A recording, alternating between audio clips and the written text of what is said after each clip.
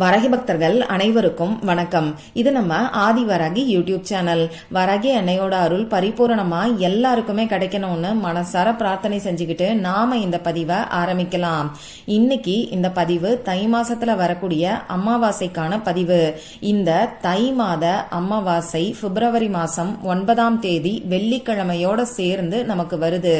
அதுவும் தை மாசத்தோட கடைசி வெள்ளிக்கிழமையில நமக்கு அமாவாசை திதி வர்றது கூடுதல் சிறப்பு.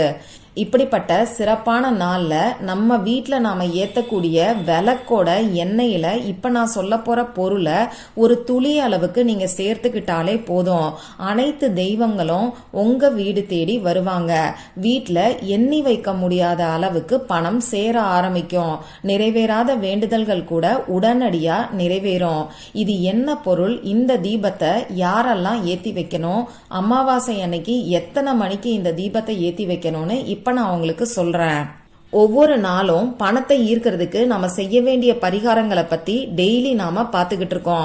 அந்த வகையில இந்த தை மாசத்தோட அமாவாசை இருக்கக்கூடிய நாள்ல பணத்தை ஈர்க்கிறதுக்கு பிரியாணி இலையில எழுதி வைக்க வேண்டிய ஒரு வார்த்தையை பத்தி ஏற்கனவே ஒரு பதிவு நான் உங்களுக்கு கொடுத்திருக்கேன். அந்த வீடியோவோட லிங்கை இந்த வீடியோவுக்கு கீழே இருக்கக்கூடிய டிஸ்கிரிப்ஷன் பாக்ஸ்ல கொடுக்கறேன். கண்டிப்பா செக் பண்ணி பாருங்க. இப்போ இந்த வீடியோ எதுக்காகன்னு பாத்தீங்கன்னா, இதுவுமே அமாவாசை நாள் செய்யக்கூடிய பரிகாரம் தான். இந்த நாள்ல ஏத்தி வைக்க வேண்டிய பரிகார தீபங்களை பத்தி தான் பார்க்க போறோம். 2 தீபங்களை பத்தி இப்ப நான் உங்களுக்கு சொல்ல போறேன். இந்த 2 தீபத்துல ஏதாவது ஒரு தீபத்தை மட்டுமாவது அமாவாசை நாள்ல நான் சொல்ற முறைப்படி நீங்க ஏத்தி வச்சு பாருங்க. நிச்சயமா உங்களுக்கு இருக்கக்கூடிய நிறைவேறாத வேண்டுதல்கள் உடனடியா நிறைவேறும். அது மட்டும் இல்லாம உங்களுக்கு இருக்கக்கூடிய பண கஷ்டம் எல்லாமே நீங்கி பணவரவு அதிகரிக்க ஆரம்பிக்கும். பணம் உங்க கையில தங்க ஆரம்பிக்கும். அது என்ன தீபம்னு இப்ப நாம பார்க்கலாம். இந்த வீடியோல நான் சொல்ல போற 2 தீபங்களையும் ஆண்கள் பெண்கள் யாரு வேணாலும் ஏத்தி வைக்கலாம்.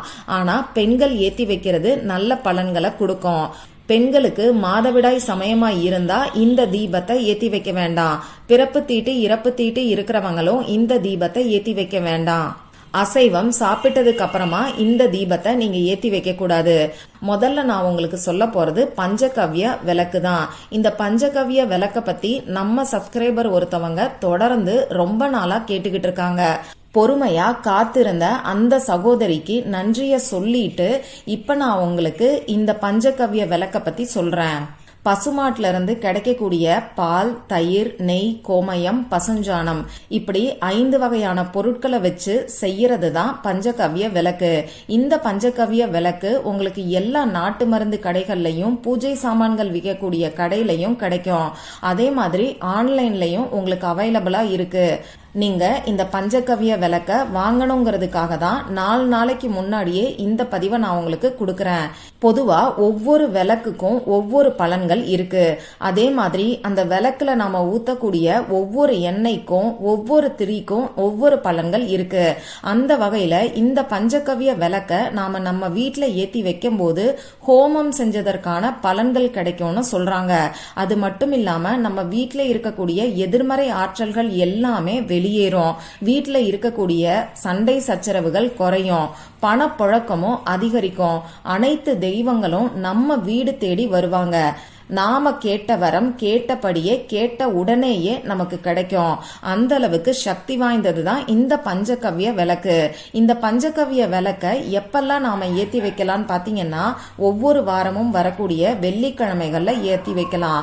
அதே மாதிரி அமாவாசை மற்றும் பௌர்ணமி நாட்கள்லயும் இந்த பஞ்சகவ்ய விளக்க ஏத்தி வைக்கலாம். வாரத்துக்கு ஒரு முறை வெள்ளிக்கிழமைகள்ல தொடர்ந்து நாம ஏத்தி வைக்கிறது நமக்கு சிறப்பான பலன்களை கொடுக்கும். அந்த வகையில இந்த தை மாச கடைசி வெள்ளிக்கிழமையோட சேர்ந்து நமக்கு அமாவாசை திதி வர்றது கூடுதல் சிறப்பு. ரொம்ப ரொம்ப சக்தி வாய்ந்த நாள்னே சொல்லலாம். இந்த நாள்ல இந்த பஞ்சகவ்ய விளக்க ஏத்தி வச்சு நீங்க உங்க வேண்டுதலை கேட்கும் போது நிச்சயமா உங்க வேண்டுதல் உடனடியா நிறைவேறும். இப்போ இந்த பஞ்சகவ்ய விளக்க எந்த நேரத்துல ஏத்தி வைக்கலாம்னு பாத்தீங்கன்னா, சாயங்காலம் 6 மணிக்கு மேல நைட்டு 9 மணிக்குள்ள இருக்கக்கூடிய இடைப்பட்ட நேரத்துல இந்த விளக்க ஏத்தி வைக்கலாம். இப்ப நான் சொன்ன குறிப்பிட்ட நேரத்துல உங்க பூஜை அறைய எப்பயும் போல ரெடி பண்ணிக்கிட்டு உங்க பூஜை அறையில எப்பயும் நீங்க ஏத்தி வைக்கக்கூடிய விளக்க ஏத்தி வச்சுக்கோங்க. கூட சேர்த்து இந்த பஞ்சகவ்ய விளக்க எப்படி ஏத்தி வைக்கணும்னு இப்ப நான் உங்களுக்கு சொல்றேன். ஒரு சின்ன தட்டை எடுத்துக்கோங்க. பூஜைக்காக பயன்படுத்தக்கூடிய எச்சில் படாத தட்டா பார்த்து எடுத்துக்கோங்க. இதுல 2 வெற்றிலைகளை வச்சுக்கோங்க. 2 வெற்றிலைகளுக்கு மேல ஒரு அகல் விளக்க வச்சு அந்த அகல் விளக்குக்கு மேல இந்த பஞ்சகவ்ய விளக்க வச்சிருங்க. ஏன்னா இந்த பஞ்சகவ்ய விளக்கு முழுவதுமா நமக்கு எரியும். அதனால கீழே ஒரு அகல் விளக்க வச்சு அதுக்கு மேல பஞ்சகவ்ய விளக்க நீங்க வச்சுக்கோங்க. இந்த பஞ்சகவ்ய விளக்குல நெய் ஊற்றி பஞ்சுத்திரி போட்டு தீபத்தை ஏத்தி வச்சுக்கோங்க. இப்படி இந்த விளக்கை ஏத்தி வச்சதுக்கு அப்புறமா உங்க பூஜை அறைக்கு முன்னாடி ஒரு விரிப்பையோ மனை பலகையோ சேரையோ போட்டு நீங்க உட்கார்ந்துகிட்டு இந்த தீப சுடரை பார்த்து நீங்க உங்க வேண்டுதல் என்னவோ அதை சொல்லுங்க. உங்களுக்கு என்னெல்லாம் வேண்டுதல்கள் இருக்கோ அது எல்லாத்தையும் சொல்லுங்க. இப்படி பிரார்த்தனை செஞ்சதுக்கு அப்புறமா அந்த விளக்கு முழுமையா எரியறதுக்கு விட்டுருங்க. நீங்க தானா குளிர வைக்க வேண்டாம். விளக்குல இருக்கக்கூடிய திரி எரிஞ்சு அதுக்கப்புறமா அந்த பஞ்சகவ்ய விளக்கு முழுமையா எரியும். இந்த விளக்கு எரிஞ்சு முடிச்சதுக்கு அப்புறமா இந்த விளக்கு எரிஞ்ச சாம்பலை தனியா ஒரு டப்பால எடுத்து வச்சுக்கோங்க. சாம்பல் ஆறுனதுக்கு அப்புறமா தனியா ஒரு டப்பால நீங்க எடுத்துக்கோங்க. இந்த சாம்பல் பாத்தீங்கன்னா தெய்வீக விபூதிக்கு சமம்னே சொல்லலாம். இந்த சாம்பலை நீங்களும் உங்க வீட்டுல இருக்கிறவங்களும் டெய்லியும் நெத்தியில வச்சுக்கிறதுக்கு பயன்படுத்திக்கலாம். அது மட்டும் இல்லாம ஏதாவது ஒரு முக்கியமான விஷயமா நாம வெளியில போகும்போது இந்த சாம்பலை நம்ம நெத்தியில வச்சுக்கிட்டு போனோம்னா நாம செய்யக்கூடிய விஷயங்கள்ல நமக்கு வெற்றி மட்டும்தான் கிடைக்கும். சரி, இப்போ அடுத்ததா அமாவாசை நாள்ல ஏற்ற வேண்டிய இன்னொரு தீபத்தை பத்தி நான் உங்களுக்கு சொல்றேன். இந்த தீபத்தையும் சாயங்காலம் 6 மணிக்கு மேல நைட்டு 9 மணிக்குள்ள இருக்கக்கூடிய இடைப்பட்ட நேரத்துல நீங்க ஏத்தி வைக்கலாம். இப்ப நான் சொல்ல போற இந்த தீபத்தையும் அமாவாசை, பௌர்ணமி, வெள்ளிக்கிழமை இந்த மாதிரியான நாட்கள்ல நாம ஏத்தி வைக்கும் போது நமக்கு நல்ல பலன்கள் கிடைக்கும். இந்த தீபத்துக்கு நமக்கு தேவையான பொருள் என்னன்னு பாத்தீங்கன்னா கொஞ்சமா ஜவ்வாது தேவைப்படும். இந்த ஜவ்வாதுமே உங்களுக்கு நாட்டு மருந்து கடைகள்லயும் பூஜை சாமான்கள் விற்கக்கூடிய கடைகள்லயும் ஆன்லைன்லயும் கிடைக்குது. உங்க வீட்டுல ஏற்கனவே ஜவ்வாது இருக்குன்னா அதை நீங்க பயன்படுத்திக்கோங்க. இப்ப நான் சொன்ன குறிப்பிட்ட நேரத்துல உங்க பூஜை அறைய ரெடி பண்ணிட்டு ஒரு சின்ன தட்டை எடுத்துக்கோங்க. பூஜைக்காக பயன்படுத்தக்கூடிய எச்சில் படாத தட்டா பார்த்து எடுத்துக்கோங்க. இப்ப இந்த தட்டுல ஒரு அகல் விளக்க வச்சு அதுக்கு மஞ்சள் குங்குமம் பொட்டு வச்சு நல்லெண்ணெய் அப்படி இல்லைன்னா நெய் ஊற்றி பஞ்சுத்திரி போட்டு தீபத்தை ஏத்தி வச்சுக்கோங்க.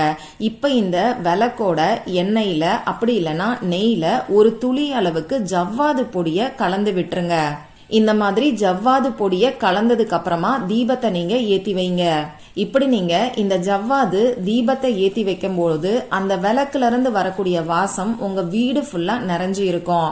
நல்ல வாசம் இருக்கக்கூடிய இடத்துல அனைத்து தெய்வங்களும் குடியேறுவாங்க. மகாலட்சுமி தாயார் உங்க வீடு தேடி வருவாங்க. அது மட்டும் இல்லாம இந்த ஜவ்வாது பாத்தீங்கன்னா சுக்கிர பகவானுக்கு உகந்த பொருள்னே சொல்லலாம். அதனால சுக்கிர பகவான் மற்றும் மகாலட்சுமி தாயாரோட பரிபூரணமான அருள் உங்களுக்கு கிடைக்கும். மகாலட்சுமி தாயாரோட அருள் கிடைச்சிட்டாலே போதும், நமக்கு 16 வகையான செல்வங்களும் நம்ம வீடு தேடி வர ஆரம்பிக்கும். இந்த தீபத்தையும் நீங்க ஏத்தி வச்சுட்டு இந்த தீப சுடர ஒரு நிமிஷத்துக்கு உங்க கண்ணால பாத்துக்கிட்டே உங்க வேண்டுதல் என்னவோ அதை மனசார பிரார்த்தனை செஞ்சுக்கோங்க. இப்ப நான் உங்களுக்கு தை மாசத்தோட அமாவாசை அன்னைக்கு நம்ம வேண்டுதல் நிறைவேறதுக்கும் பணவரவு அதிகரிக்கிறதுக்கும் ஏத்தி வைக்க வேண்டிய 2 தீபங்களை பத்தி நான் உங்களுக்கு சொல்லியிருக்கேன்.